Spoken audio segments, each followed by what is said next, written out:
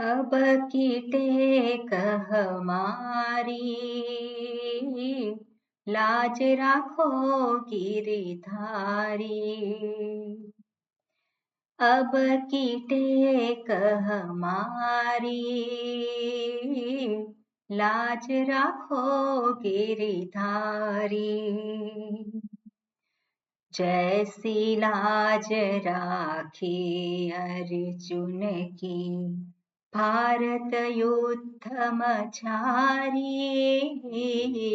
जैसी लाज राखी अर्जुन की, भारत युद्ध मझारी।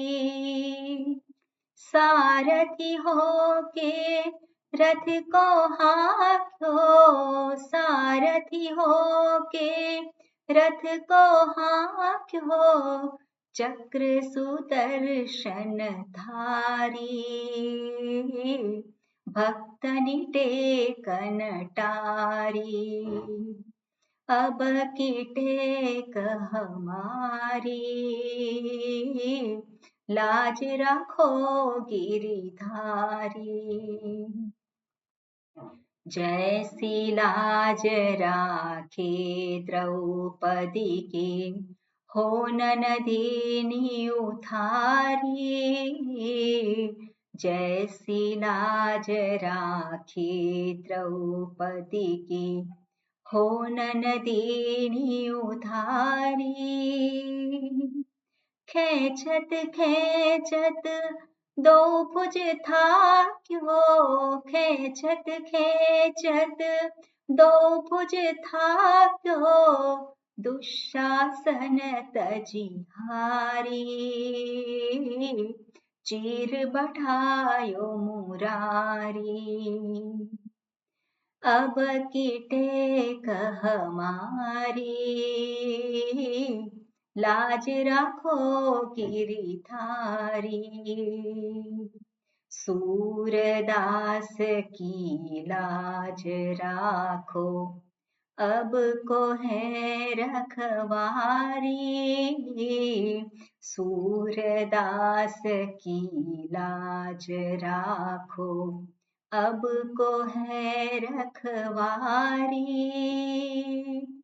राधे राधे श्रीवर प्यारो, राधे राधे श्रीवर प्यारो, श्री वृषभान दुलारी।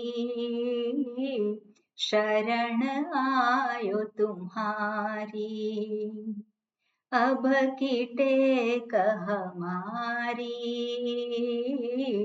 लाज राखो गिरधारी, लाज राखो गिरधारी। ओम हरि ओम श्री गुरुभ्यो नमः। हरि ओम। ओम सहना भवतु, सहनौ भुनक्तु, सह वीर्यं करवावहै, तेजस्विनावधीतमस्तु मा विद्विषावहै। ओम शांति शांति शांतिः। शङ्करं शङ्कराचार्यं केशवं बादरायणं, सूत्रभाष्यकृतौ वन्दे भगवन्तौ पुनः पुनः। ईश्वरो गुरुरात्मेति मूर्तिभेदविभागिने, व्योमवद्व्याप्तदेहाय दक्षिणामूर्तये नमः। दयाकरं दयाकारं दान्तं धर्मप्रवर्तकं, प्रणमामि दयानन्दं मदाचार्यवरं परम्। ओके, चंद्रिकाबेन मंगलाचरण। ओम नमो भगवते वैवस्वताय, मृत्यवे ब्रह्म विद्याचार्याय नचिकेतसे च। ओके, पहलो मंत्र અને બીજો મંત્ર। राञ्चिखानि व्यतृणत् स्वयंभूः, तस्मात् परां पश्यति नान्तरात्मन्। कश्चिद्धीरः प्रत्यगात्मानमैक्षत, आवृत्तचक्षुरमृतत्वम् इच्छन्। પરાચક્કામાનનુયંતિ બાલાઃ તે મૃત્યોર્યન્તિ વિતતસ્ય પાશમ અથ ધીરામૃતત્વં વિદિત્વા ધ્રુવમધ્રુવેષ્વિહ ન પ્રાર્થયન્તે. Okay, good. બરોબર. પહેલો જે મંત્ર છે એમાં દર્શાવ્યું પરાંચિખ્યાની વ્યતૃણત સ્વયંભૂઃ. સ્વયંભૂઃ પરાંચિખાની વ્યતૃણત એટલે સ્વયંભૂ વ્યતૃણત, વ્યક્તિને મારી નાખ્યો છે. જાણે કે ઇન્દ્રિયોને બહિર્મુખ બનાવી અને વ્યક્તિને પાંગળો બનાવી દીધો, એના વગર ચાલે નહીં. એટલે અને બીજું કારણ એ છે કે બાહ્ય છે અને એટલા માટે ઇન્દ્રિયો અંદર નથી જોઈ શકતી. અંદર નથી જોઈ શકતી એટલે બાહ્ય વિષયોને જ એ ગ્રહણ કરી શકે છે, એના સિવાય બીજા કોઈને એ ગ્રહણ કરી શકે નહીં. અંદર એ નથી ગ્રહણ કરી શકતી એટલે પોતાને એ ગ્રહણ કરી શકતી નથી. પોતાને એટલે કે પોતાના સ્વરૂપને એ પામી શકે નહીં. અને ન અંતરાત્મન કશ્ચિત ધીરઃ પ્રત્યગાત્માનમ ઈક્ષત. કોઈક એવો ધીર પુરુષ છે એ પોતાને ઓળખી શકે છે. કઈ રીતે? આવૃત્ત ચક્ષુ, પોતાની ઇન્દ્રિયોને બહારના વિષયોમાંથી નિવૃત્ત કરી. ઇન્દ્રિયોનું કોઈ કામ રહેતું નથી. ઇન્દ્રિયોને જ્યારે બાહ્ય વિષયોમાંથી આપણે નિવૃત્ત કરીએ અર્થાત હવે ઇન્દ્રિયોનું કોઈ કામ રહ્યું નથી. તો કોનું કામ છે? ત્યાં મન તો છે જ, એટલે મન પ્રવૃત્ત છે. પણ મન પણ જ્યારે ઇન્દ્રિયો બાહ્ય વિષયોમાંથી નિવૃત્ત થઈ છે તો મનથી પણ એ બાહ્ય વિષયોનું ચિંતન નથી કરતો, પણ મનને પ્રવૃત્ત કર્યું છે પોતાના જ સ્વરૂપના ભાનને માટે. એટલે સ્વરૂપને ઓળખી શકે, કારણ કે મનનું પોતાનું જે શુદ્ધ સ્વરૂપ છે એ જ આત્મા છે. એટલે મનને ત્યાં એના તરફ એને ગોઠવેલું છે. એટલે ફોકસ જે છે એ કઈ બાજુ છે? બાહ્ય વિષયોમાં નથી, પણ ફોકસ ક્યાં છે? પોતાના સ્વરૂપને ઓળખવામાં.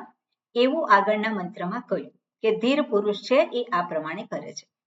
આ બીજો મંત્ર જે છે એની સંગતિ જે દર્શાવી હતી અને એમાં દર્શાવ્યું હતું કે યત્તત સ્વાભાવિકમ પરાગ એવ અનાત્મ દર્શનમ.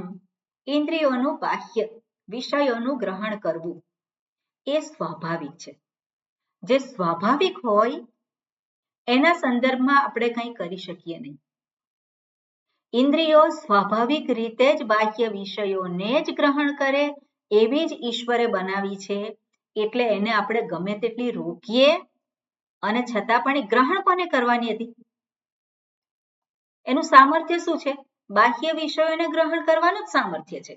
એનું સામર્થ્ય એ અંદર જોવાનું નથી. એનું સામર્થ્ય કેવું છે? બાહ્ય વિષયોને પ્રગટ કરવાનું જ છે અને એ સ્વાભાવિક છે. એટલે કોઈ વ્યક્તિ એવું ના કહી શકે કે આંખો બંધ કરી દઉં અને હું બેસી જાઉં એક જગ્યાએ, એટલે બાહ્ય વિષયોનું બાહ્ય વિષયોને ગ્રહણ કરતો નથી અને એક જગ્યાએ બેસી ગયો અને પછી પોતાના જ સ્વરૂપનું ચિંતન કરે. કેટલો વખત કરી શકે? કેટલો વખત કરી શકે? તે એને માટે સમય હોય. કેટલો વખત કરી શકે તે એના માટે સમય હોય. પણ જ્યારે ફરી પાછી ઇન્દ્રિયો પ્રવૃત્ત થાય તો ક્યાં પ્રવૃત્ત થવાની છે? સહજ રીતે બાહ્ય જ જગતમાં પ્રવૃત્ત થવાની છે.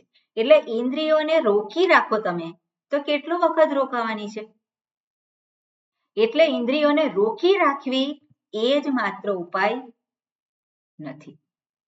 પણ એ ઉપાય નથી એવું પણ નહીં. શરૂઆતમાં ઇન્દ્રિયોને રોકવી પડે અને પછી ઇન્દ્રિયો જ્યારે નિવૃત્ત થાય છે અને ત્યારે મનથી ચિંતન કરવામાં આવે. મન બુદ્ધિથી ચિંતન, એને ચિંતનનો વિષય છે અને ચિંતનનો વિષય એ શાસ્ત્ર આપે છે. કયો વિષય છે? હું પોતે જ છું. પણ હું પોતે એટલે આ શરીર ઇન્દ્રિય મન જે છે એ હું નહીં. જે માની લીધેલો છે અનુભવ સિદ્ધ હું છે એનો વિષય નથી, પણ એનો વિષય કયો છે? જે શાસ્ત્ર દર્શાવે છે એ. અને શાસ્ત્ર દર્શાવે છે એ હું કોણ છું? એ હું નિત્ય છે, એ હું જ્ઞાન સ્વરૂપ છે, ચૈતન્ય સ્વરૂપ છે, આનંદ સ્વરૂપ છે અને એમાં પ્રવૃત્ત કરેલું હોય. એટલે શરૂઆતમાં બાહ્ય વિષયોમાંથી ઇન્દ્રિયોને રોકી અને મનને પ્રવૃત્ત કરી શકીએ અને એ આપણા માટે મદદરૂપ થઈ શકે. પણ ઇન્દ્રિયોને હંમેશા બંધ જ કરી દઈએ એવું સંભવિત નથી. જ્યાં પોતાની ઇન્દ્રિયોને તાત્કાલિક રોકી અને જે ચિંતન કરવાનું છે એ ચિંતન કરી સત્યને પામ્યું અને સત્યને પામ્યા પછી ઇન્દ્રિયોના વિષયોમાં પ્રવૃત્ત થાય તો ત્યાં કોઈ પ્રકારનો સંઘર્ષ થતો નથી. ત્યાં કોઈ પ્રકારનું સમસ્યા રૂપ નથી થતું એ દર્શન. આપણા માટે બાહ્ય વિષય કે બાહ્ય જગત છે સમસ્યા રૂપ બને છે. કેમ? કારણ કે જોતા આવડતું નથી, એની સાથે વ્યવહાર કરતા આવડતું નથી અને એ જ આપણે શીખવાનું છે. અને એ શીખવા માટે શું કરવાનું છે? ઇન્દ્રિયોને તાત્કાલિક એના વિષયોમાંથી રોકવાની છે અને પછી ચિંતન કરવાનું. પણ ચિંતન પછી તો ફરી પાછું એને સત્ય દર્શન થાય, ફરી પાછી એને પ્રવૃત્ત તો કરવાની જ છે. પ્રવૃત્ત ના કરીએ, યોગી જે છે આપણે ગયા વખતે જોતા હતા, યોગી એ ઇન્દ્રિયોનો નિરોધ કરે છે, મનનો નિરોધ કરે છે, મનની વૃત્તિનો નિરોધ કરે. પણ કેટલો વખત એ સ્થિતિ રહે? એ સ્થિતિ લાંબો વખત રહી શકે નહીં.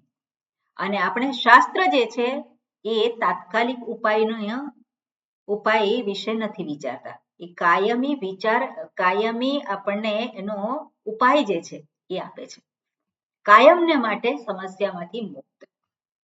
અને એવું કોણ કરી શકે છે? તો દર્શાવ્યું કે ધીર પુરુષ એવું કરી શકે છે.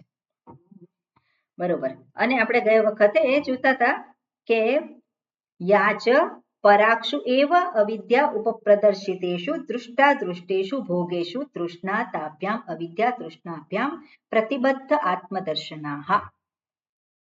જે વ્યક્તિ પરાક્ષુ એટલે બાહ્ય વિષયોમાં જ જે અવિદ્યાનો વિષય છે અને અવિદ્યાનો વિષય હોય અને દૃષ્ટા દૃષ્ટેષુ ભોગેષુ તૃષ્ણા. દૃષ્ટ અને અદૃષ્ટ.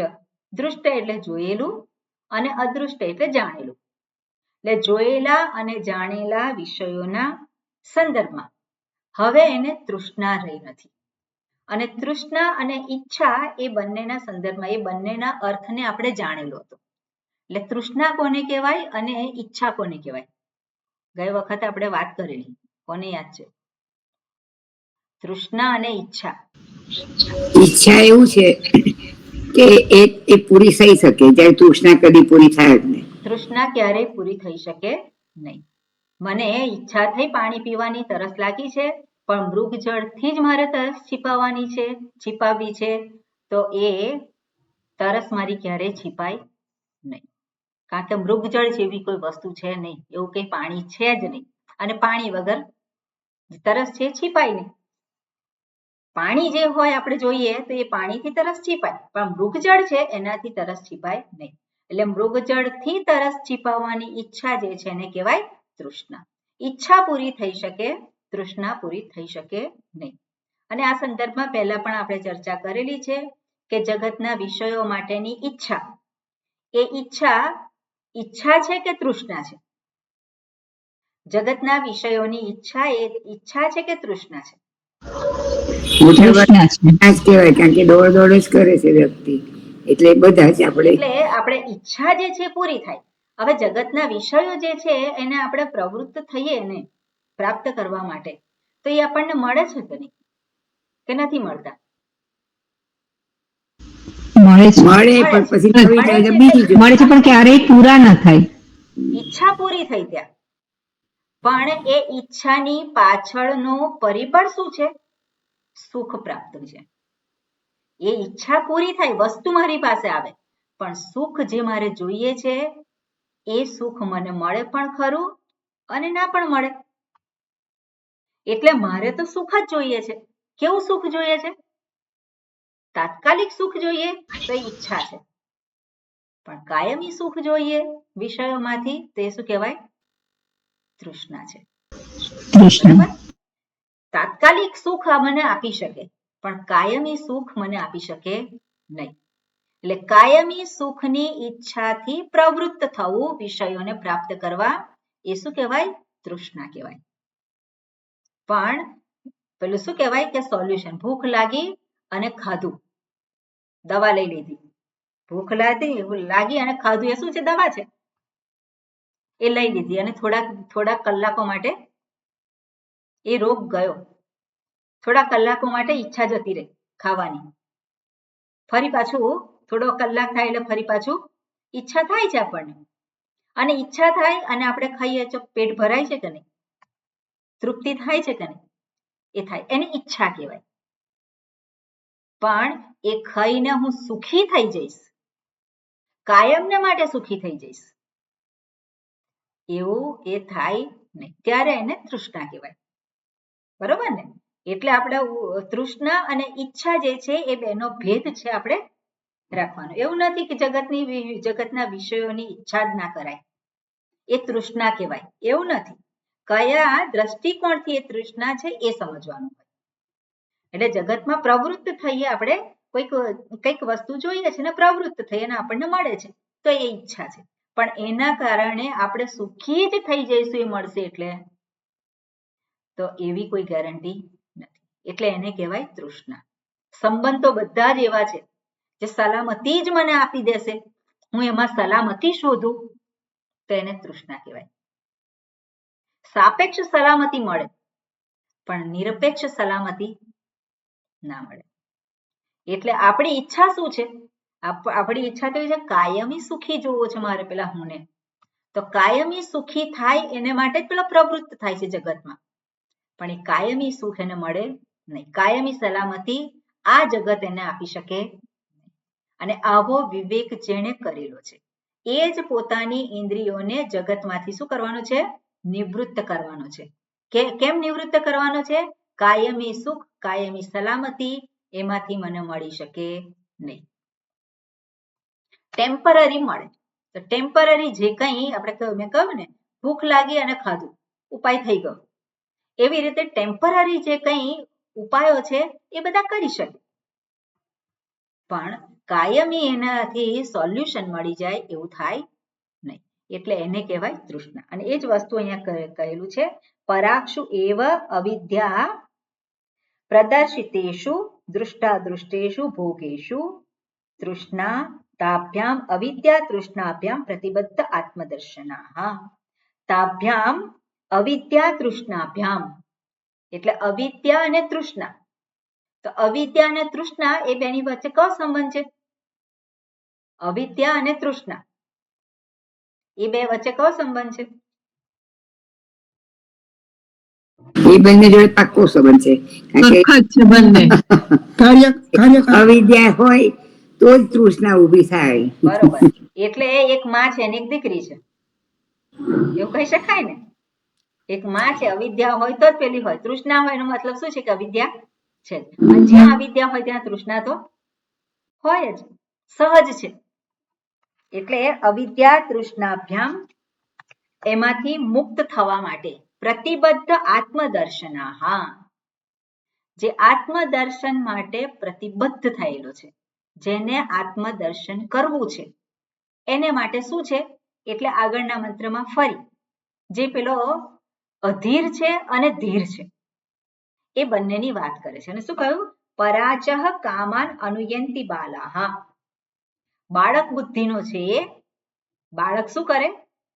વસ્તુઓની પાછળ દોડે, વ્યક્તિઓની પાછળ દોડે, સ્વાભાવિક છે. જે કેવી છે? બાહ્ય. પરાચહ કામાન અનુયંતિ બાલાહ. અને એની શું દશા થાય છે? તે મૃત્યોહો યંતિ. યમરાજા કહે છે એ મારી પાસે આવે છે, હું એમને લેવા જતો નથી. તે મૃત્યોહો યંતિ, તે મૃત્યુને પાસે જાય છે, મૃત્યુને વરે છે. મૃત્યુ પાસે જાય છે એટલે કોની પાસે જાય છે? મારી પાસે આવે છે. મૃત્યુ પાસે એટલે મારી પાસે આવે છે. અને મૃત્યોર્યંતિ વિતતસ્ય પાશમ. અને મૃત્યુના પાશ કેવા છે? વિસ્તીર્ણ થયેલા છે, ચારે બાજુ ફેલાયેલા છે. કઈ રીતે મૃત્યુ આવે? કઈ રીતે મૃત્યુ આવે? ઘણી બધી રીતો છે મૃત્યુના આવવાના. કોઈને ખબર નથી. ઘણા બધા રસ્તાઓ છે, રસ્તામાં ચાલતો હોય ને પડી જાય, રસ્તામાં કોઈને ખબર નથી, ચાલતા હોય ને કંઈક ઠોકર મારે, કંઈક ને કંઈક છે. બરાબર ને? આપણે પરીક્ષિત રાજા છે અને એનું મૃત્યુ આવ્યું. કઈ રીતે આવ્યું? એટલે મૃત્યુ જે આવવાનું હોય તે ગમે તે રીતે આવે, કશું ના હોય અને પેલા બેભાન થઈ જાય અને પતી જાય, હાર્ટ એટેક આવી ગયો, એનું નક્કી છે ખરું?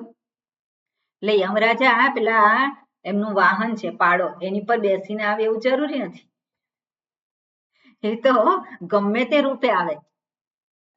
અને એટલે શું કે છે અહીંયા કે વિતતસ્ય પાશમ, બધા જ પ્રકારે મારું જે છે શું છે, મારો પાશ જે છે ફેલાયેલો છે અને એમાં એ આવીને પડે છે અને મને જ એ મારી પાસે આવે છે. એટલે તે મૃત્યો યંતિ વિતતસ્ય પાશમ. એટલું જ નહીં, આપણે જોઈએ કે પેલો વ્યક્તિ અહીંથી જ અહીંયા જે કંઈ પ્રાપ્ત કરે અને અંતે મૃત્યુને પામે છે. પણ પેલો સ્વર્ગમાં ગયો હોય, સ્વર્ગમાં ગયો એ પાછો આવે કે નહીં? એ મૃત્યુને પામે કે નહીં? એ પણ મૃત્યુને પામે છે. એટલે અહીંયા આ લોકમાં જે છે એ મૃત્યુને પામે છે, એવી રીતે સ્વર્ગાદી લોકમાં ગયેલો એ પણ એને માટે પણ શું છે? એને માટે પણ મૃત્યુથી એ મુક્ત રહી શકે નહીં. પણ યમરાજ કે છે એક વ્યક્તિ છે કે જે મારા પાસમાંથી દૂર રહે છે, મુક્ત રહે છે, હું એને અડતો નથી, હું એને કંઈ કરતો નથી. અને એ કોણ છે? ધીર પુરુષ છે, વિવેકી પુરુષ છે. વિવેકી પુરુષ છે એટલે જેણે વિવેક કર્યો છે અને સ્વરૂપને જાણેલું છે. કયું સ્વરૂપ જાણેલું છે? અહમ અમરહ, અહમ અજરહ, હું મૃત્યુથી પર છું. સ્વરૂપને જાણી લીધું, હું મૃત્યુથી પર છું. મૃત્યુ શું કરી શકે? કારણ કે હકીકત છે, હું મૃત્યુથી પર છું એ હકીકત છે. ત્યાં યમરાજા શું કરી શકે?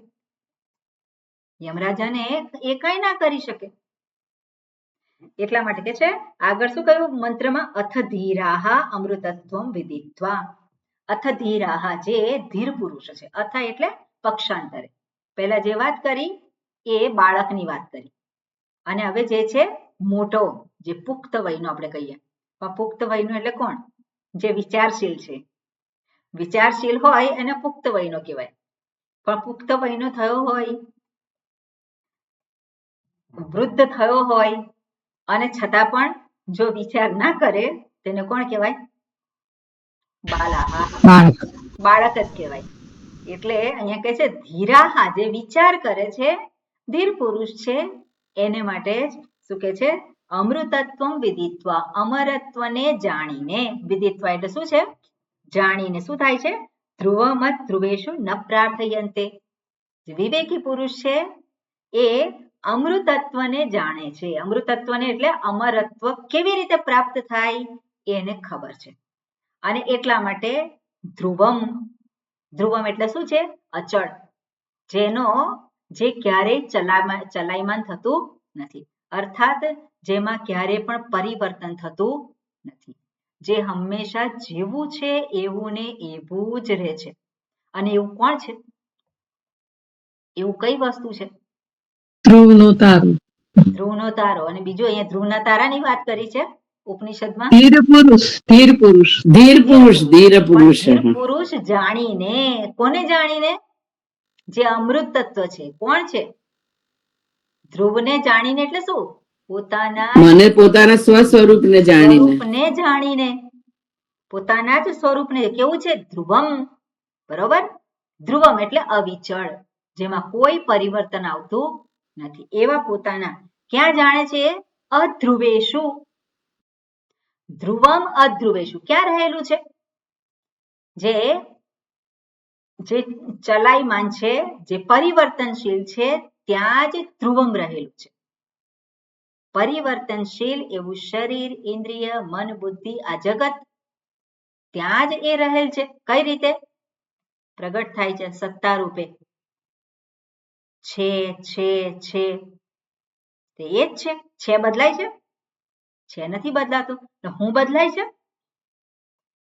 બાળક અવસ્થામાં જે હતો એ જ યુવ અવસ્થામાં હતો, એ જ પ્રૌઢ અવસ્થામાં અને એ જ વૃદ્ધ અવસ્થામાં. બદલાય છે? હું નથી બદલાતો, પણ હુંની આસપાસ છે એ બધું બદલાય છે. એટલે હુંને શોધવા ક્યાં જવું? દીવો લઈને શોધવાનું એવું છે? અને શોધવા માટે કોઈ જવાની જરૂર નથી, એ તો છે જ.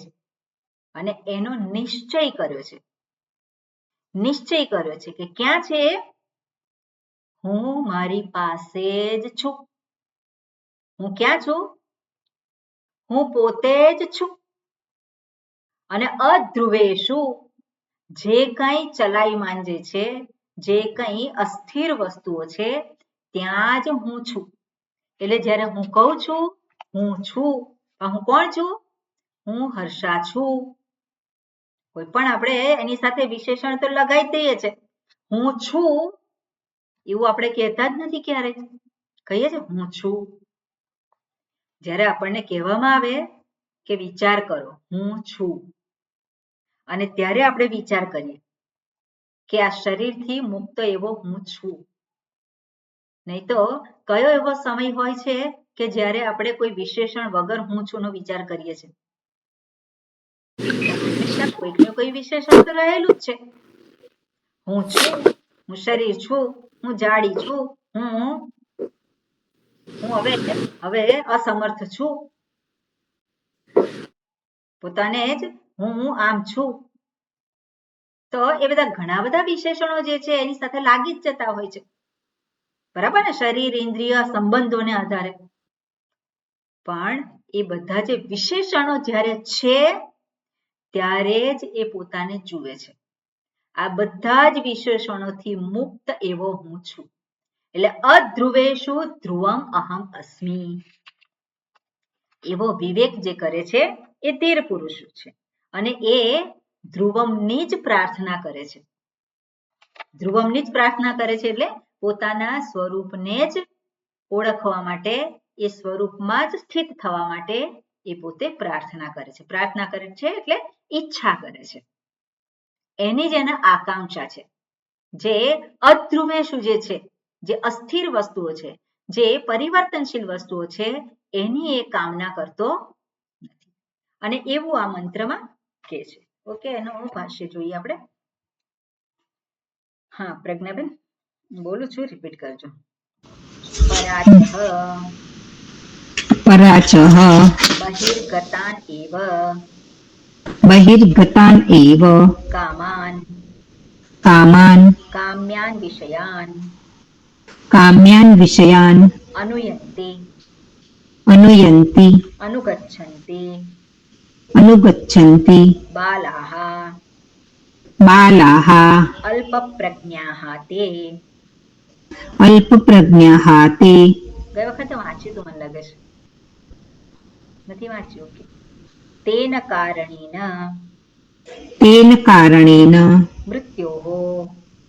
મૃત્યોઃ અવિદ્યા કામ કર્મ સમુદાયસ્ય યન્તિ ગચ્છન્તિ વિતતસ્ય વિસ્તીર્ણસ્ય સર્વતઃ વ્યાપ્તસ્ય પાશં પાશ્યતે બધ્યતે યેન तं પાશં દેહેન્દ્રિયાદિ સંયોગ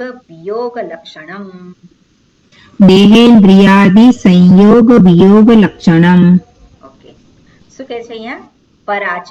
પરાચઃ, હવે એ શબ્દનો અર્થ તો બધાને ખબર છે. પરાચ એટલે શું છે? બાહ્ય. પ્રત્યેક એટલે અંદર, અને પરાક એટલે બાહ્ય. પરાચઃ એટલે બહિર્ગતાન આપેલું છે અહીંયા. બહાર જનારા, બહિર્ગતાન બહાર ગયેલા. એટલે બહિર્ગતાન એટલે અહીંયા, ઓકે આગળ જોઈએ પછી કહું. બહિર્ગતાન એવ કામાન એટલે બાહ્ય જે બધા કામનાના વિષયો છે એ. બહિર્ગતાન એવ કામાન. અને એટલે શું છે કામાન? એટલે કામ્યાન વિષયાન. મંત્રમાં શું આપેલું છે?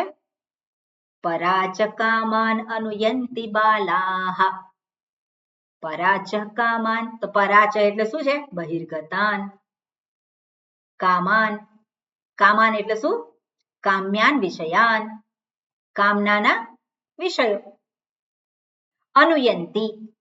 અનુયંતિ એટલે શું છે? અનુગચ્છન્તિ. પરાચ કામાન અનુયંતિ બાલાહ. છે ને, બધા શબ્દોનો અર્થ આપેલો જ છે. અનુયંતિ એટલે શું છે? અનુગચ્છન્તિ. અનુગચ્છન્તિ એટલે શું છે? અનુ એટલે પાછળ, એની પાછળ જાય છે. અનુગચ્છન્તિ. કોણ જાય છે? બાલાહા. બાળકો બધા કામનાના વિષયોની પાછળ જાય છે. હવે કામનાના વિષયોની પાછળ જે બાહ્ય છે, હવે બાહ્ય એટલે કોનાથી બાહ્ય છે? આ શરીરથી બાહ્ય છે. બરાબર? આ શરીરની બહાર, શરીરની અંદર કોઈ જે એ નથી એમ. શરીરની અંદર બધા અવયવો છે, પણ એને જોઈ શકવાને સમર્થ નથી. પણ પેલો બાળક બુદ્ધિનો છે એ ક્યાં જાય છે? એની ઇન્દ્રિયો બાહ્ય વિષયોમાં ફરે છે. એટલે કામ્યાન વિષયાન અનુયંતિ અનુગચ્છન્તિ બાલાહ. બાલાહ એટલે કોણ? એટલે દર્શાવે છે અહીંયા અલ્પ પ્રજ્ઞા. જેને કેવી છે? અલ્પ પ્રજ્ઞા પ્રાપ્ત થઈ છે. અલ્પ એટલે શું? થોડીક. જેની બુદ્ધિ કેવી છે? થોડીક. હવે જે બુદ્ધિ મળી હોય એને કોકને થોડી મળી હોય ને કોકને વધારે મળી હોય, એવું કહી શકે ખરા કે ભગવાને કોઈકને થોડી આપી છે અને કોકને વધારે આપી છે? એવું તો આપણે વિચારીએ તો ના કહી શકીએ, પણ આપણે પ્રયોગ કરીએ છીએ એની બુદ્ધિ થોડી ઓછી છે, ઓછી ચાલે. આપણે પછી કઈ ઓછી ચાલે છે. ઓછી ચાલે છે એટલે એનો અર્થ શું થાય? બાહ્ય વિષયોમાં એનું વધારે ચાલે છે. આપણે કહેતા જ હોઈએ કે જ્યાં સ્વાર્થ હોય ત્યાં તો એની બુદ્ધિ બરાબર પ્રવૃત્ત થતી હોય છે. સાચી વાત. બીજા વિષયોમાં નથી થતી. એટલે એનો સ્વાર્થ ક્યાં છે? કયા વિષયોમાં છે? બાહ્ય વિષયોમાં. એટલે કામી પુરુષ હોય એની ઈચ્છા શું હોય? બાહ્ય વિષયોને. એટલે અલ્પ પ્રજ્ઞા એટલે જે બાહ્ય વિષયોમાં પ્રવૃત્ત થનારી બુદ્ધિ છે, એનાથી વિશેષ એ જોઈ શકવાને સમર્થ નથી. બાહ્ય વિષયોમાં સુખ નથી રહેલું એવું એને સમજાતું નથી. એટલે એવું જેને સમજાય ને એ કોણ કહેવાય? બાળકો. એટલે બાળક આપણે નાનું જોઈએ તો બાળકની સ્થિતિ એવી જ હોય છે. એને પેલું રમકડું જોઈતું હોય તો ના, મારે રમકડું જોઈએ જ છે, ગમે તે કરીને તમે આપો. અને જેવું રમકડું હાથમાં આવ્યું એ જ સેકન્ડે સ્ટોપ. રડતું હોય અને એ જ સેકન્ડે પેલો બંધ થઈ જાય. એટલે નાના છોકરાને જોવાની મજા આવે કે પેલાને કંઈક વસ્તુ જોઈતી હોય ને રડતું હોય ને રડતું જોર જોરથી બૂમો પાડે અને જેવું એને મળે એવું જ આખું જે ચહેરાના ભાવ છે બદલાઈ જાય તરત. પણ ના મળે તો જોઈએ જ છે, ગમે તે રીતે જોઈએ છે, તમે મને આપો. પણ બાળક બુદ્ધિનો છે એને તો પોતાનું હિતની ખબર નથી, એટલે મા બાપ વિચાર કરીને પછી આપે એને. પણ પેલો મોટો થયા પછી પોતે વિચારવાનું છે, પણ વિચારવાને સમર્થ જ નથી. એને ખબર પડતી જ નથી કે આ બધા કામના બધા ભોગના જે વિષયો છે એ મને મળે છે, પણ ખરેખર એમાં સુખ નથી રહેલું. એમાં તો સાથે સાથે સમસ્યાઓ આવે છે. એ સમસ્યાઓ એને નથી જોઈતી, પણ એ સમસ્યાઓને કેવી રીતે નિવૃત્ત કરવી એ પણ એને ખબર નથી. એટલે પેલો બાળક બુદ્ધિનો હોય, વસ્તુ હાથમાં આવે ત્યારે તેને સારું લાગે, પણ પછી જે જવાબદારી આવી જાય એ નથી જોઈતી અને ત્યારે રડે. એટલે હસવાનું અને રડવાનું. એટલે કહેવાય ને પેલી હસતી બીબી રોતી બીબી. પહેલા આવતું હતું પેલું, એમાં ઊંધું કરીએ તો હસતી લાગે અને પછી આમ કરીએ તો રડતી લાગે બેબી. તો એ શું છે? એના જેવું કામ છે. એટલે જ્યારે વસ્તુ મળે ત્યારે ખુશખુશાલ થઈ જાય અને પછી જ્યારે જવાબદારી હોય એને કારણે સમસ્યા ઊભી થાય તો સહન નથી થતું. હવે એને કેવી રીતે હેન્ડલ કરવું મને નથી આવડતું. તો એને કોણ કહેવાય? બાળક બુદ્ધિનો. પણ જે મેચ્યોર્ડ હોય, જે વિવેક કરે છે, કોણ વિવેક શું કરવાનો છે? આ વસ્તુ તો મને મળી પણ એની સાથે સાથે બીજું પણ સાથે આવી જાય છે. દીકરાની ઘેર દીકરો આવ્યો કે દીકરી આવી તો ખુશી તો થાય, પણ જવાબદારી વધી જાય. આવે કે નહીં હર્ષાબેન? જવાબદારી છે જ ત્યાં. એટલે 100% અને જવાબદારી છે, પણ જ્યારે ખુશી છે ત્યારે જવાબદારી માટેનું ભાન નથી, એ ભૂલી જાય છે, એ વિસ્મૃતિ થાય છે. અને પછી એ જવાબદારી આવી પડે ત્યારે એનો ભાર લાગે છે.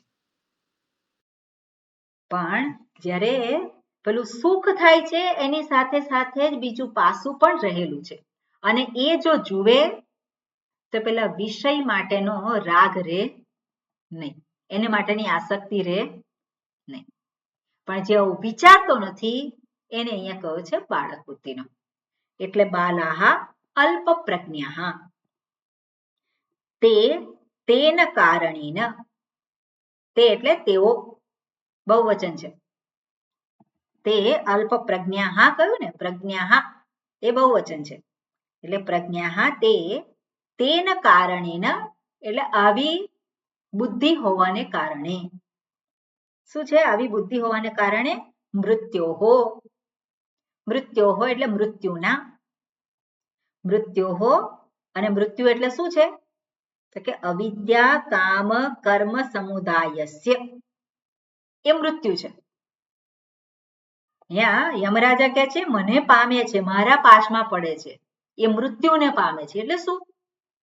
અવિદ્યા કામ કર્મ સમુદાયસ્ય યંતિ, એની સ્થિતિ શું થાય છે? મૂળ જે છે મૂડી, મૂડી કઈ છે? અવિદ્યા, અને મૂડીમાંથી એને કામની પ્રાપ્તિ થઈ, કામના થઈ, અને કામનાની પૂર્તિ માટે શું કરે છે? કર્મમાં પ્રવૃત્ત થાય છે. કર્મમાં પ્રવૃત્ત થયો, ફળ પ્રાપ્ત થયું, ફળ પ્રાપ્ત થયું, સુખ થયું તો વધારે જોઈએ છે, દુઃખ થયું તો મારે નથી જોઈતું, ત્યાંથી ભાગવાની પ્રવૃત્તિ થાય. એટલે ઈચ્છા તો પાછી જન્મે જ છે, વધારે જોઈએ છે અથવા તો દૂર જવું છે, ઈચ્છા તો જન્મે જ છે, ફરી પાછો કર્મ કરે છે, કર્મ કરે અને ફરી પાછો.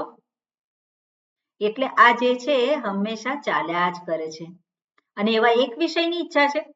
એક વિષયની ઈચ્છા નથી, અનેક વિષયો છે, અનેક ઈચ્છાઓ રહેલી છે, અને અનેક ઈચ્છાઓ જે છે એને જ પૂરી કરવા માટે હંમેશા પેલો પ્રવૃત્ત થાય. અને પેલી મૂડી જે છે અવિદ્યારૂપી મૂડી, એના તરફ એનું ધ્યાન જતું નથી કે આ સમસ્યા જે છે એ અવિદ્યાને કારણે છે એવું પોતે જાણી શકતો નથી. બાળક બુદ્ધિનો હોય એ વિચાર કરી શકતો નથી. જ્યાં સુધી પેલો વાંદરાને જેવું છે, વાંદરાને એટલે ડબ્બામાં ચણા ભર્યા હોય, એને પકડવા માટે એવું કરે છે, ચણા ભરે અને પછી પેલો અંદર હાથ નાખે, પણ હવે ચણા ભરેલા હોય, પેલા મુઠ્ઠો ભરેલો હોય, પછી એનું પેલું કાણું જે છે નાનું હોય, અંદર તો જતો રહે પણ પછી બહાર નીકળે નહીં, અને એને છોડવાની ઈચ્છા ના થાય. હવે છોડે નહીં તો એ છૂટે નહીં, પેલો એને પકડી લે. એટલે એવું છે પેલો બાળક બુદ્ધિનો હોય, શું છે? બધા વિષયોની અંદર જ એને જ પકડી રાખ્યા હોય, અને જ્યાં સુધી છોડે નહીં ત્યાં સુધી એ અવિદ્યાના સકંજામાંથી છૂટે નહીં, અર્થાત અવિદ્યાના વિશે એ વિચાર કરવા માટે પ્રવૃત્ત થતો નથી. મૂળ કારણ શું છે એને માટે એ વિચાર કરવા માટે પ્રવૃત્ત થતો નથી, કારણ કે મન રોકાયેલું છે, અને રોકાયેલું મન હોય એ ક્યારેય એ બીજા સૂક્ષ્મ વસ્તુનો વિચાર કરી શકે નહીં. એટલા માટે કે છે કે મૃત્યોહો અવિદ્યા કામ કર્મ સમુદાયસ્ય, એટલે અવિદ્યા કામ કર્મ એનું લક્ષણ છે. અલ્પ પ્રજ્ઞા તેન કારણેન મૃત્યોહો, એ મૃત્યુને પામે છે. યંતિ ગચ્છન્તિ, મંત્રમાં શું કહ્યું છે? પરાચ કામાન અનુયંતિ બાલાહા તે મૃત્યોર્યંતિ, તે અલ્પ પ્રજ્ઞા મૃત્યોહો ગચ્છન્તિ. બરાબર? તે મૃત્યોર્યંતિ ગચ્છન્તિ વિતતસ્ય પાશમ. બરાબર? એના પછી મંત્રમાં શું છે? વિતતસ્ય પાશમ. તો વિતતસ્ય એટલે શું છે? વિસ્તીર્ણસ્ય, વિસ્તીર્ણ થયેલા, વિસ્તારિત પામેલા, વિસ્તીર્ણસ્ય. અને એટલે શું છે? ફરી પાછું દર્શાવે છે ને, એટલે આપણે જોવાનું કે વિતતસ્ય અને પાશમ એ બેની વચ્ચે, એ બે શબ્દ વચ્ચે કયા શબ્દો છે? તો કે વિસ્તીર્ણસ્ય, વિતતસ્ય છઠ્ઠી વિભક્તિ છે, તો વિસ્તીર્ણસ્ય એ પણ છઠ્ઠી વિભક્તિ છે, અને ફરી પાછું એને દર્શાવે છે, આગળ એનું વર્ણન કરે છે.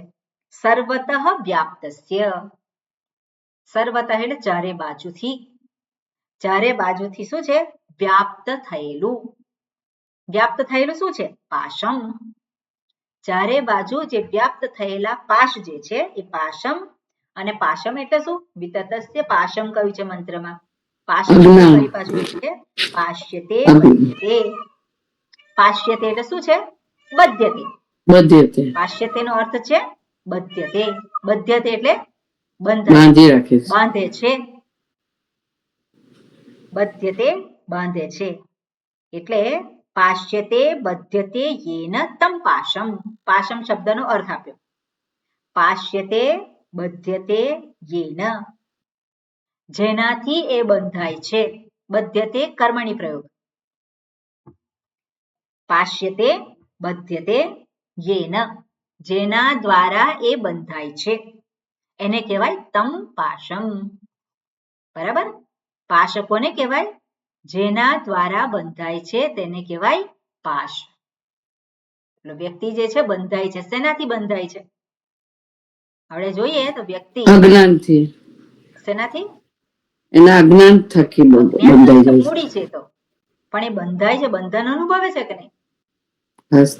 એ પાશ જે છે, મૃત્યુનો પાશ જે છે એ આપણી ઉપર કામ કરે છે. કર્મના બંધન ચાલુ જ રાખે છે. ઈચ્છાઓ બંધન જે છે હંમેશા એ બની જ રહે. તૃષ્ણાને લીધે છે. એટલે આપણે વિસ્તૃત રીતે જોઈએ તો શું થાય કે મૃત્યુના પાશની અંદર જ પેલો બંધાયેલો રહે છે. એટલે શું છે? પોતે ઈચ્છા કરે છે, ઈચ્છાને પૂરી કરવા માટે કર્મ કરે છે, કર્મ કરીને ફળ પ્રાપ્ત થાય છે. ફરી પાછું શું છે? ફરી પાછું પેલી અતૃપ્તિ તો બની જ રહે છે. એને તૃપ્તિ થતી નથી. અને તૃપ્તિ થતી ક્યારે તૃપ્તિ થાય? વિષયોને પ્રાપ્ત કરીને ક્યારે તૃપ્તિ થાય? ક્યારેય નહીં. અને એ જ જે બંધન છે, એ જ જે બાંધનાર પરિબળ છે, એ જ મૃત્યુ છે. મૃત્યુ એટલે શું છે? એ જ વસ્તુ કે વ્યક્તિ એમાં ને એમાં જ પેલો ભરેલો રહે. કોશેટો હોય તો કોશેટો પેલો ઈયળ શું કરે? ઈયળ હોય તો રેશમનો કીડો એ કહેતા હોય, એ શું કરે? પોતાની જ આસપાસ પેલો તંતુ જે છે એ બાંધ્યા જ કરે. અને પોતે એવી રીતે બાંધે છે એમાંથી નીકળી શકતો નથી. એટલે જ્યાં સુધી વિચાર ના કરે ત્યાં સુધી એમાંથી નીકળવું સંભવિત નથી. એટલે એ જ વસ્તુ દર્શાવે છે. એટલા માટે અવિદ્યા જે છે ત્યાં જ્યાં સુધી એ પોતાનું જે આ બધી જ સમસ્યાઓનું મૂળ એ પોતાના સ્વરૂપનું અજ્ઞાન છે, એવા તારણ સુધી ના પહોંચે ત્યાં સુધી એ સંસારમાં જ રહે છે, બંધનમાં જ રહે છે. બંધનમાંથી એ મુક્ત થઈ શકે નહીં. અને એટલા માટે જ કહ્યું છે કે ધીર પુરુષ. પેલો ધીર પુરુષ નથી પણ અધીર છે, અવિવેકી છે, બાળક છે. તો બાળક તો ના જ વિચારી શકે અને એમાં ને એમાં જ રહે. પણ પેલો ધીર પુરુષ છે એ વિચાર કરે તો એ પોતે જાણી શકે કે મૂળ કારણ શું છે. મૂળ કારણ શું છે? સ્વરૂપનું અજ્ઞાન છે. અને આ બધી જ સમસ્યાઓમાંથી મારે બહાર નીકળવું હોય, મૃત્યુના પાશમાંથી છૂટવું હોય, બંધનમાંથી છૂટવું હોય તો એક જ ઉપાય છે, પોતાના જ સ્વરૂપનું એને ભાન થાય અને એને માટેનો પ્રયત્ન કરો. બાકી ત્યાં સુધી એમાંથી એ મુક્ત થઈ શકે નહીં. એટલે વિસ્તીર્ણસ્ય સર્વતઃ વ્યાપ્તસ્ય પાશમ પાશ્યતે બધ્યતે યેન તમ પાશમ. એને પાશ કહ્યું. આગળ એ જ વસ્તુને મંત્રમાં શું કહ્યું છે? પરાચકામાન્યનુયંતિ પાલાહ તે મૃત્યોર્યંતે વિતતસ્ય પાશમ અથ ધીરા અમૃતત્વમ વિદિત્વા.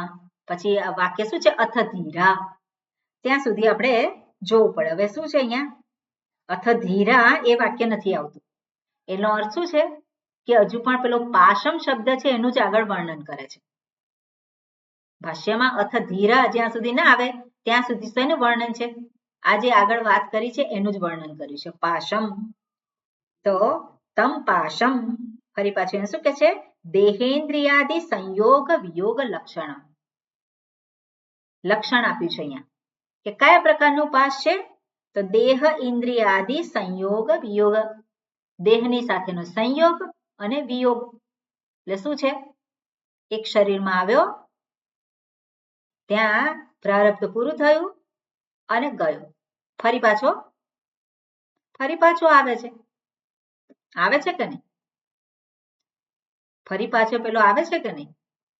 ભટકવાનું એ આવે જ છે. એના આવ્યા વગર છૂટકો છે?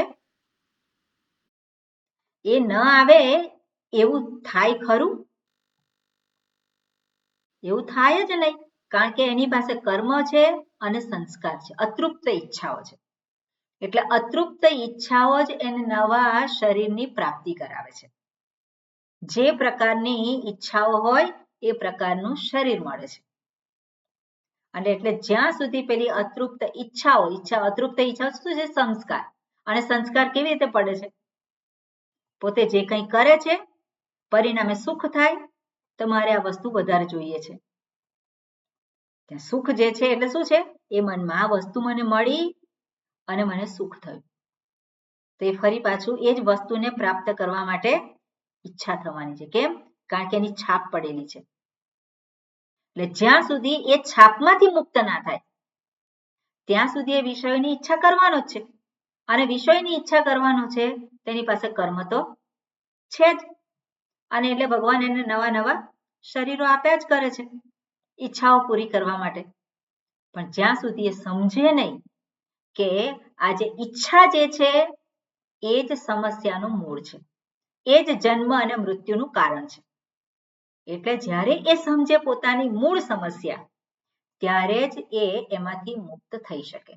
નહીં તો ત્યાં સુધી દેહ ઇન્દ્રિયાદિ સંયોગ વિયોગ લક્ષણમ પાશમ, એ જ પાશ જે છે એમાંથી એ મુક્ત થઈ શકે નહીં. ફરી પુનરપી જનનમ પુનરપી મરણમ, હંમેશા એ ચક્ર જે છે એ ચાલ્યા જ કરે. ક્યાં સુધી ચાલ્યા કરે? આ સૃષ્ટિ રહે ત્યાં સુધી. પણ સૃષ્ટિ રહે ત્યાં સુધી પછી મુક્ત થઈ જાય? પછી મુક્ત ના થાય. ફરી પાછો સૃષ્ટિનું સર્જન થાય ત્યારે ફરી પાછો આવે, કારણ કે અતૃપ્ત ઈચ્છાઓ છે. કેમ અતૃપ્ત ઈચ્છાઓ છે? કારણ કે પોતાના સુખ સ્વરૂપને જાણતો નથી. બરાબર ને? સુખ સ્વરૂપને જાણતો હોય તો ઈચ્છા ના થાય, તો આવવાનું ના રહે.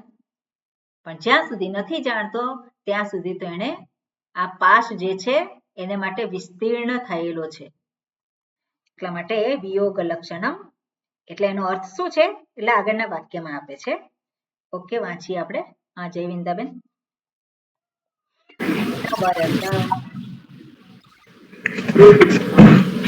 અનવરત જન્મ મરણ જરા રોગાદિ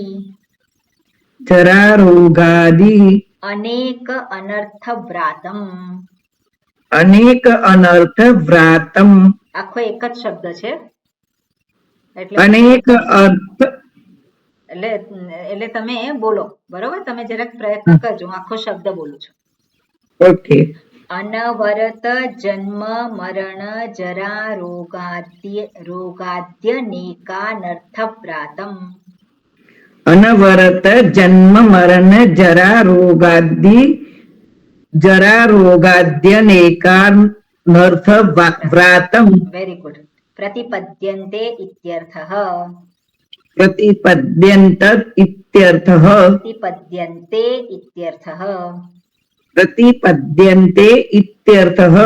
પ્રતિપદ્યન્તે એ જે છે એ નથી, અહીંયા એનો લોપ થયો છે. એની પછી ઈ છે એટલે એચોય વાયવ, બરાબર? એટલે અય થયો અને પછી યકારનો લોપ થયો, બરાબર? એટલે પ્રતિપદ્યંત ઇત્યર્થઃ, પણ ખરેખર પ્રતિપદ્યન્તે એવું છે. શું કહે છે અહીંયા?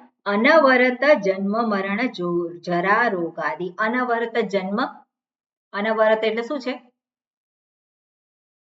અવિરત.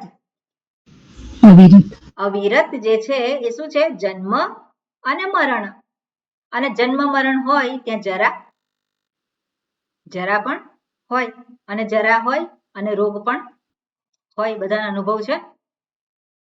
રોગ તો કોઈક ને કોઈક તકલીફો તો હોય જ. એટલે જન્મ અને અવિરત જન્મ મરણ જરા વૃદ્ધાવસ્થા રોગ આદિ અનેક અનર્થ વ્રાતમ.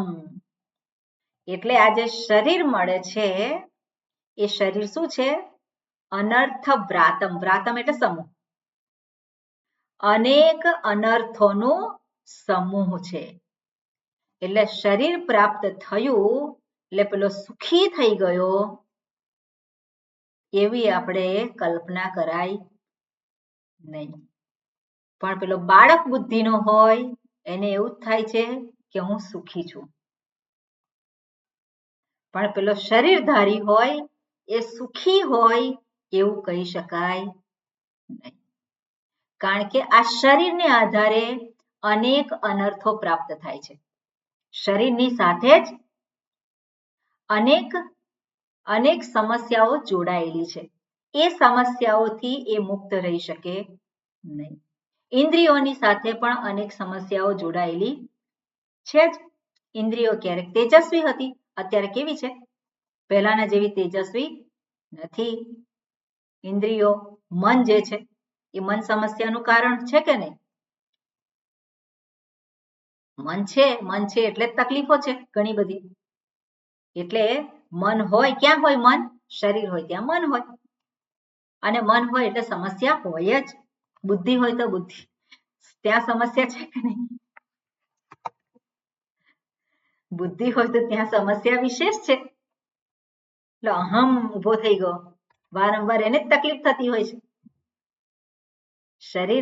શરીર ઇન્દ્રિયો મન તો બાજુ પર રહી શકે, પણ પેલો અહમ ઉભો થઈ ગયો, અહંકાર, તો એ શું છે? એ ચલાઈ નથી લેતો. એટલે એની સમસ્યાઓ રહેલી જ છે. એટલે આ બધું શું છે?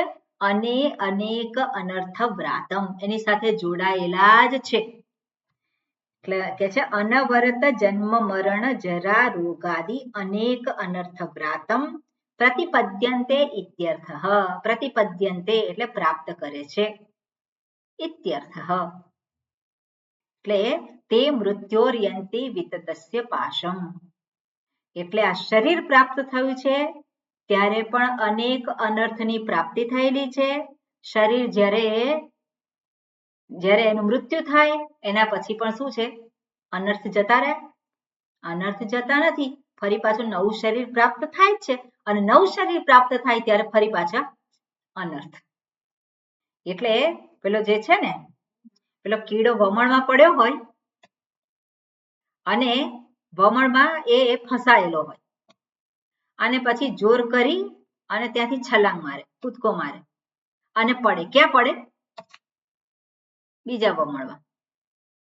એટલે એક વમણમાંથી બીજા વમણમાં. પેલો જીવ જે છે શું છે? એક શરીર છૂટે અને પછી બીજા શરીરમાં. પણ બીજા શરીરમાં સુખ છે? ક્યાંય સુખ નથી. ક્યાં સુખ છે? પેલો જીવ જે છે આવે છે ત્યારે પહેલું કામ શું કરે છે? રડવાનું કામ કરે છે. અને જીવન દરમિયાન શું કરે છે? મોટે ભાગે રડવાનું કરે છે કામ. અને જ્યારે જાય છે ત્યારે હસતો હસતો જાય છે. હસતો હસતો નથી જતો, ત્યારે પણ શું છે? એ જ વસ્તુ છે. એટલે રડવાનું તેનું ક્યારેય એ ભૂલે છે નથી ભૂલતો. જવું નથી, જવું છે, જવું પડે. મને આપણને સુષુપ્તિ અવસ્થા આપેલી છે કે થોડીક વાર માટે તો ભૂલી જાય. એટલે આ જે છે એનું રડવાનું એ ક્યારેય પેલો જીવાત્મા તરીકે જતું જ નથી. ક્યારે જઈ શકે? જ્યારે પોતાના સ્વરૂપના વિશે વિચાર કરે ને જાણે ત્યારે જ આ રડવાનું જઈ શકે જીવાત્માનું. નહીં તો જીવાત્માની ગતિ એટલે શું છે? આ જ ગતિ છે. પછી પેલો મહેલમાં રહેતો હોય કે રોડ ઉપર રહેતો હોય? મહેલમાં રહેતો હોય અને ઊંઘ આવે, અને સૂઈ જાય ત્યારે જે સુખ છે, અને પેલો રોડ ઉપર છે એ ઊંઘી જાય અને જે સુખ છે, એમાં ભેદ છે ખરો? એમાં કોઈ ભેદ નથી. એટલે બાહ્ય જે બધી વસ્તુઓ અને બધું જે છે એને આધારે એ સુખ મળે છે એવું નથી. પેલો કમ્ફર્ટેબલી દુઃખી અને પેલો અનકમ્ફર્ટેબલી દુઃખી. પેલાને વધારે સગવડો છે એટલે સગવડની વચ્ચે દુઃખી, અને પેલો સગવડના અભાવે એમાંય દુઃખી. તો એમાં કોઈ ફેર પડતો નથી. અને આ પેલા જીવાત્માને માટે હંમેશા આ ચાલુ જ રહે છે. આવું વિચારે કોણ કે મારે હવે નવો જન્મ જોઈતો નથી, મારે હવે જન્મવું નથી? કોણ વિચાર કરે? ધીરહ. ધીરઃ, અને એ જ્યારે પોતાના જ અનુભવોનું વિશ્લેષણ કરે છે કે મને મળે છે શું, આ જગત મને શું આપી શકે, મારે જે જોઈએ છે આપે છે, મને એનાથી મળે છે જે જોઈએ છે, તો હું એની પાછળ શું કામ જઉં છું. સહજ રીતે પેલી વૃત્તિ શું છે, પેલું ઇન્દ્રિયો તો બાહ્ય જ છે, જે અહીંયા કહ્યું છે ભગવાને એવી જ બનાવી છે, પણ એની પાછળ તું કેમ જાય છે, એની પાછળ તારે જવાની જરૂર નથી, કારણ કે ઇન્દ્રિયોના વિષયો જે છે એ પરવશ બનાવે છે. એ શું કરે છે? પરવશ બનાવે છે, અને એ પરવશ બનાવે છે એટલે એ જ મૃત્યુ છે. એટલે મૃત્યુના પાશમાં ફરી એ પડે છે. તો મારે આ મૃત્યુના પાશમાં મારે હવે ફરી પડવું નથી, મારે આમાંથી બહાર નીકળવું છે. એવું જે વ્યક્તિ વિચાર કરે છે એને અહીંયા ધીર પુરુષ કહ્યું છે. બરાબર, એટલે કે છે જન્મ મરણ રોગાદિ અનેક અનર્થ ભ્રાતમ પ્રતિપદ્યન્તે ઇત્યર્થઃ. બરોબર, હવે આગળ શું કે છે, આગળ વાંચીએ. ઓકે, હા કુસુમબેન. યતઃ એવમ અથ તસ્માત ધીરાઃ વિવેકિનઃ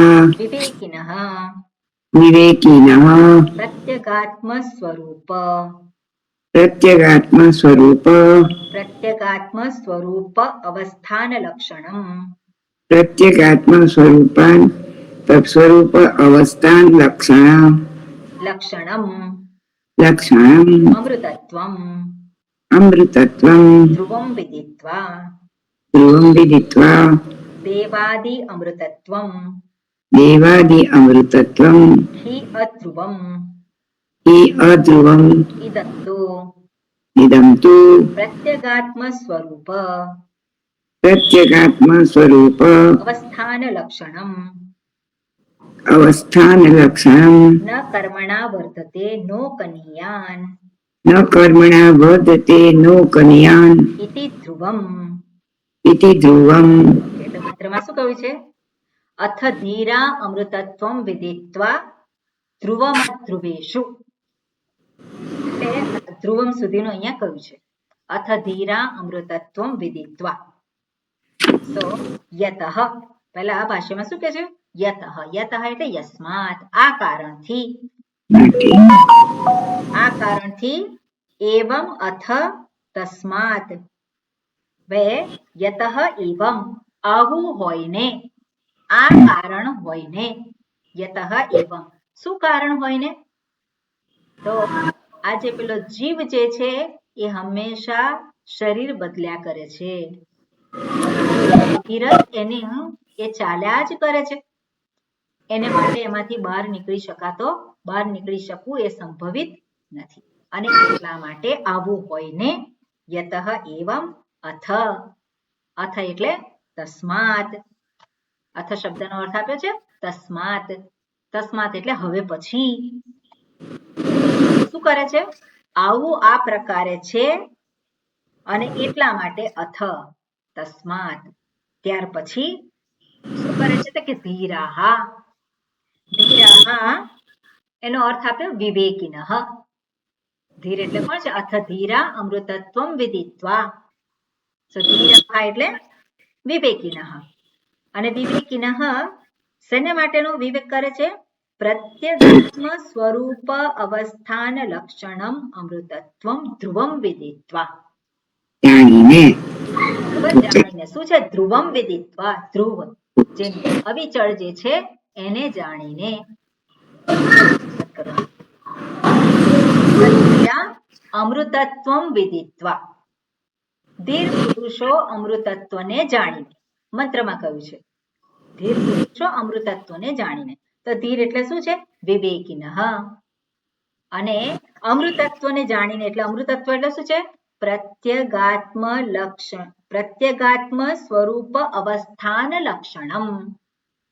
પ્રત્યેગાત્મ શબ્દનો અર્થ આપણે જોયો પહેલા. પ્રત્યેગાત્મ એટલે અંતરતમ, જે હું જે છે હું. પ્રત્યેગાત્મ સ્વરૂપ, જે સ્વરૂપ જે છે શુદ્ધ હું આપણે કહીએ તો એ શુદ્ધ હું પ્રત્યેગાત્મ સ્વરૂપ અવસ્થાન લક્ષણમ. અવસ્થાન એટલે શું છે? ત્યાં સ્થિતિ. અવસ્થાન એટલે ત્યાં રહેલો, સ્થિતિ છે. અવસ્થાન લક્ષણમ અમૃતત્વ. એટલે અમૃતત્વ શબ્દનો અર્થ શું આપ્યો? પ્રત્યેગાત્મ સ્વરૂપ અવસ્થાન લક્ષણ. જેનું લક્ષણ શું છે?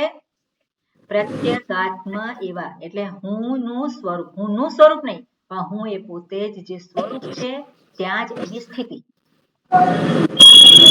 કુસુમબેન માઇક બંધ કરવાનું. એટલે ત્યાં જે સ્થિતિ છે એને શું કહેવાય? પ્રત્યેગાત્મ સ્વરૂપ અવસ્થાન લક્ષણમ. એને કહેવાય ધ્રુવમ. ધ્રુવમ વિદિત્વા. આ જે ધ્રુવ જે છે એના સિવાયનું બીજું બધું જ જે કેવું છે? અધ્રુવમ છે. અધ્રુવમનો પહેલા નિશ્ચય કરી દીધો છે. જે કંઈ અધ્રુવ છે એનો નિશ્ચય કરવા માટે શાસ્ત્રની આવશ્યકતા નથી. અને એટલા માટે જ પોતાને ધ્રુવ જોઈએ છે. ધ્રુવ વસ્તુ એટલે પોતે ત્યાંથી પાછો વળેલો છે. એટલે અધ્રુવ શું છે? બધા જ કામનાના વિષયો છે એ બધા જ કેવા છે? અધ્રુવ છે, નિશ્ચળ નથી. એ પહેલા આગળ જ કહી દીધું. અને પોતાને શું જોઈએ છે? ધ્રુવ. એને માટેની પ્રાર્થના કરે છે, એ જોઈએ છે. અને ધ્રુવ એટલે શું છે? કે પોતાનું જ સ્વરૂપ છે અને પોતાના જ સ્વરૂપમાં સ્થિતિ, એને જ કહ્યું છે અહીંયા ધ્રુવમ. ત્યાંથી એ પોતે ક્યારેય ખસી શકે નહીં. બરાબર? ત્યાંથી પોતે ક્યારેય ચલાયમાન ના થઈ શકે. હુંમાંથી ક્યારે હું ચલાયમાન થઈ શકું? હુંમાંથી હું ક્યારે ચલાયમાન થઈ શકું? એ કેવું છે? અધ્રુવ. અને એ અધ્રુવ એ જે ધ્રુવ છે અને એ ધ્રુવને અંદરથી એ ચલાયમાન થતો નથી. અને એને માટેની શ્રુતિ આપી છે. ન કર્મણા વર્ધતે નો કનયાન ઇતિ ધ્રુવમ. શ્રુતિ કે છે ન કર્મણા વર્ધતે. કર્મ થકી એમાં વધારો થતો નથી કે એમાં ઘટાડો થતો નથી. એટલે કર્મથી એ ક્યારેય એ પોતે મોટો નથી થઈ જતો કે છોટો નથી થઈ જતો. બરાબર? એટલે આ પ્રમાણે આપ્યું છે અને આપણે આવતીકાલે જોઈશું વિશેષ. ઓમ પૂર્ણમદઃ પૂર્ણમિદં પૂર્ણાત પૂર્ણમુદચ્યતે પૂર્ણસ્ય પૂર્ણમાદાય પૂર્ણમેવાવશિષ્યતે. ઓમ શાંતિ શાંતિ શાંતિ. હરિ ઓમ શ્રી ગુરુભ્યો નમઃ. હરિ ઓમ. જગદીશભાઈ, તમે પ્રશ્ન પૂછો તેના જી. હરિ ઓમ. હરિ ઓમ. હરિ ઓમ.